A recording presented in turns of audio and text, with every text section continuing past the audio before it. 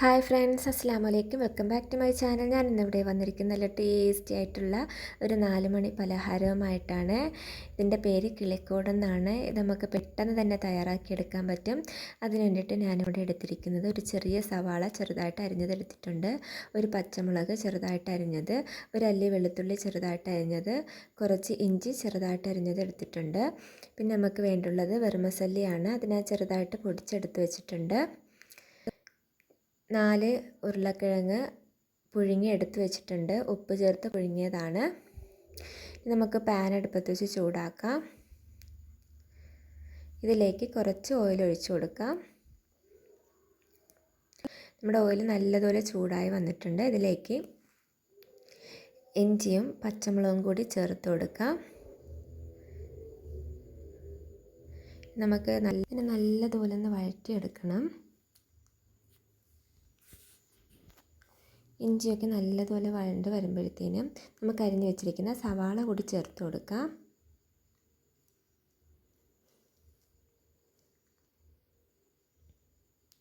നമുക്ക് നമ്മുടെ സവാളേനെ നല്ലതുപോലെ ഒന്ന് വഴറ്റിയെടുക്കണം. സവാള നല്ലതുപോലെ വഴണ്ട് വന്നിട്ടുണ്ട്. ഇതിലേക്ക് നമുക്ക് ആവശ്യത്തിന് ഉപ്പ് കൂടി ചേർത്ത് കൊടുക്കാം. അതിനുശേഷം നല്ലതുപോലെ ഒന്ന് ഇളക്കി കൊടുക്കാം. ഇതിലേക്ക് കുറച്ച് പെരിഞ്ചീരകം പൊടിച്ചത് ഇട്ട് കൊടുക്കുന്നുണ്ട്.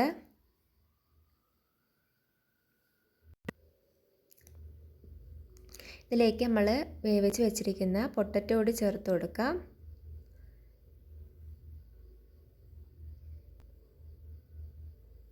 ഇതിലേക്ക് ഒരു 1/4 ടേബിൾ സ്പൂൺ കുരുമുളക് പൊടി ഇട്ട് കൊടുത്തിട്ടുണ്ട്.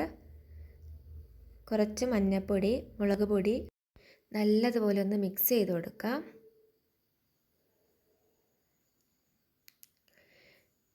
അപ്പോൾ നമ്മുടെ ചേരുവ തയ്യാറായിട്ടുണ്ട്. നമുക്കിനി ഫ്ലെയിം ഓഫ് ചെയ്യാവുന്നതാണ്. നമുക്കിനി തണുക്കാൻ വയ്ക്കാം.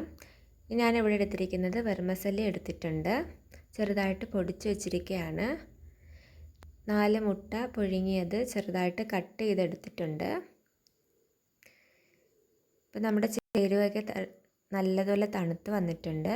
ഞാൻ കുറച്ച് ഇതിൽ നിന്ന് എടുത്തിട്ടുണ്ട്. നമുക്ക് കൈ വെച്ച് നല്ലതുപോലെ ഒന്ന് പരത്തി കൊടുക്കണം. കയ്യിൽ ഇതുപോലെ ഒന്ന് ഷേപ്പ് ചെയ്തെടുക്കാം. ഇതിലേക്ക് നമുക്ക് ഒരു പീസ് മുട്ട വെച്ച് കൊടുക്കാം. അതിനുശേഷം നമുക്ക് ഈ പൊട്ടറ്റോ കൊണ്ട് ഇതിനെ കവർ ചെയ്തെടുക്കണം. നിങ്ങൾക്ക് ഇഷ്ടമുള്ള ഷേപ്പിൽ തന്നെ ഇതിനെ ആക്കിയെടുക്കാവുന്നതാണ്. ഞാനിവിടെ റൗണ്ടിനാണ് ആക്കിയെടുക്കുന്നത്. അപ്പോൾ നമ്മുടെ പൊട്ടറ്റോ എല്ലാം ഇവിടെ തയ്യാറാക്കി എടുത്തിട്ടുണ്ട്. പൊട്ടറ്റോ എടുത്ത് നമ്മുടെ മുട്ടയിലേക്കൊന്ന് മുക്കി കൊടുക്കാം. നല്ലതുപോലെ മുക്കിയതിന് ശേഷം നമ്മൾ പൊടിച്ചു വെച്ചിരിക്കുന്ന വെർമസല്ലിയിലോട്ട് ഇട്ട് കൊടുക്കാം. ഇനി നമ്മുടെ ഈ മുട്ടേനെ നല്ലതുപോലെ ഒന്ന് കവർ ചെയ്തെടുക്കണം. വെർമസല്ലി ഉണ്ട്.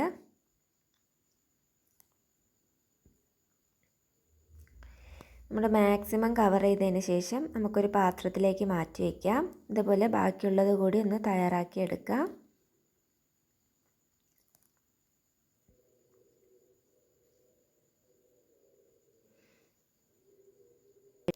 ഞാനിവിടെ എല്ലാം തയ്യാറാക്കി എടുത്ത് വെച്ചിട്ടുണ്ട്.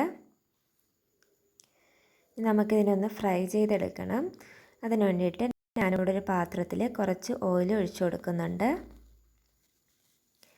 കുറച്ച് ഓയിൽ ഒഴിച്ചാൽ മതിയാകും. ഇത് ഫുള്ളായിട്ട് മുങ്ങി നിൽക്കണമെന്നൊന്നുമില്ല.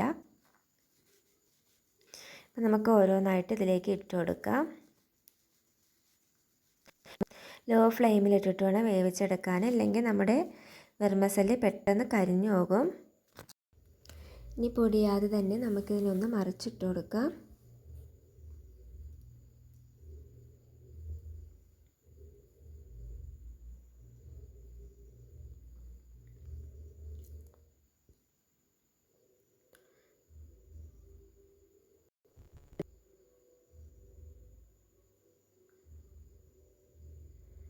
ഇനി നല്ല കളറ് ആവാത്ത സ്ഥലങ്ങൾ നോക്കിയിട്ട് നമുക്കിതിനെ ഒന്ന് ഫ്രൈ ചെയ്തെടുക്കാവുന്നതാണ്. അപ്പോൾ നമ്മുടെ കിളിക്കോട് ഈ ഒരു പരുവമായാൽ മതിയാകും. നമുക്കിതിനെ എണ്ണയിൽ നിന്ന് കോരിയെടുക്കാം. അപ്പോൾ വളരെ ടേസ്റ്റി ആയിട്ടുള്ള റെസിപ്പിയാണ്. അപ്പോൾ എല്ലാവരും ഒന്ന് ട്രൈ ചെയ്ത് നോക്കണം. വീഡിയോ ഇഷ്ടമായെങ്കിൽ ഇതുവരെ സബ്സ്ക്രൈബ് ചെയ്യാത്തവരുണ്ടെങ്കിൽ സബ്സ്ക്രൈബ് ചെയ്യുക, ലൈക്ക് ചെയ്യുക, ഷെയർ ചെയ്യുക. അടുത്തുള്ള ബെല്ലൈക്കൺ കൂടി ഒന്ന് പ്രസ് ചെയ്യുക. താങ്ക്